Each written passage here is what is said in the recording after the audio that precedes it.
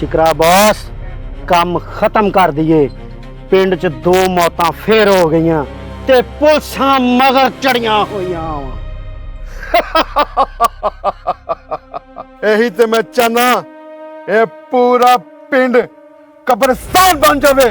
अली ते मेरा छोटा भरा विक्की जेड़ी लाट लेके आ रहा है, बेहतरीन बेहतरीन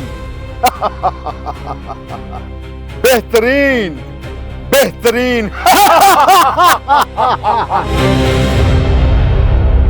शिकरा बॉस विक्की नू कल्ला ना भेजिया कर, वो साडी जान है, ओनू कोई मसला ना बन जावे।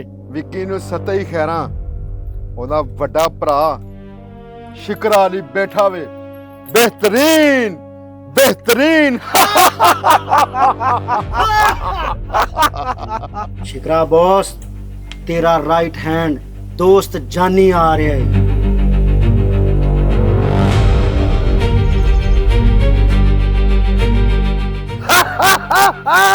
मेरा यार हाँ जमी शिकरा, शिकरे बदमाश, एक आर्डर वड्डा लेके आए। केड़ा? एक लड़की मिली है, वो भी कोई सप्लायर है। तेनू पता जानी जानू खाना है। तेरा जानी आर्डर लेके आए, ओनू माल चाहिए 5 किलो। 5 किलो? 5 किलो शिकरे, ते पेमेंट भी कैश। कड़कड़े नोट? नोट भी कड़कने आउणगे ते ओनू माल भी कड़कना चाहिए शिकरिया। वो 5 किलो माल ले लेगी। 5 लाख रुपया एडवांस दे दी ते बाकी दी पेमेंट वसूली टाइम। पर एक गल याद रखी, मेरा समझाना फर्ज है। विक्की नू इन्हां कम्मां तो कर दे, क्योंकि जानी जान नू खाना है। पुलिसां मगर चढ़िया हुई ने ते शिकरा शिकरा ही पई है।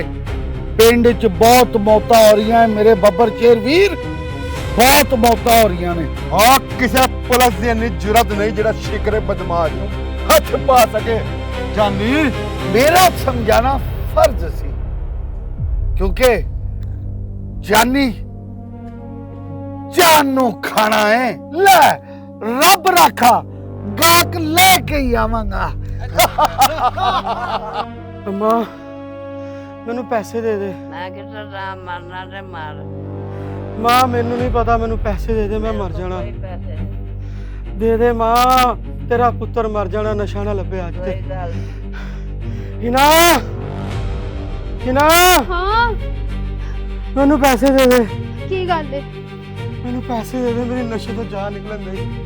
मां ने ना दिते, तू दे दे, तेरी मेहरबानी, मैनू पैसे दे दे। मेरा दिल डुबदा जा रहा।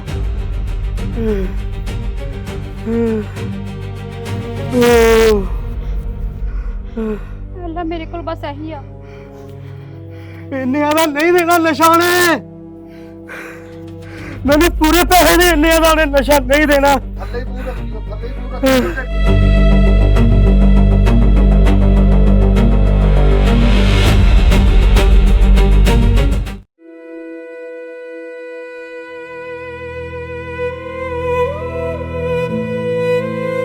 वे भरावा ए काम छड़ दे, वे कार च की रह गया? ए पैसे दी कार च भी ते जरूरत है।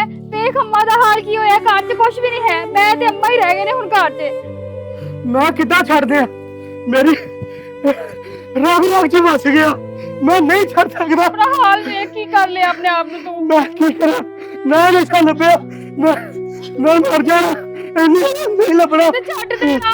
मैं देखदा जे मिन्नत करदा ओदी दे देवे मैनू ते, मैं देखदा जे मैनू दे देवे ते।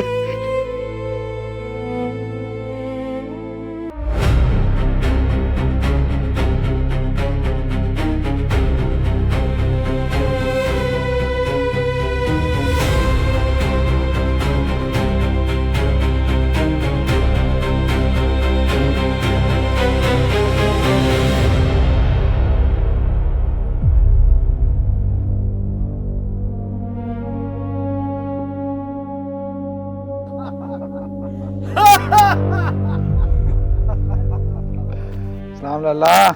ਉਹ ਮੇਰਾ ਭਰਾ ਵਿੱਕੀ ਆਇਆ। ਵਾਲੇਕੁਮ ਅਸਲਾਮ। ਦੱਸ ਮਾਲ ਦਾ ਕੀ ਕੀਤਾ ਜੀ?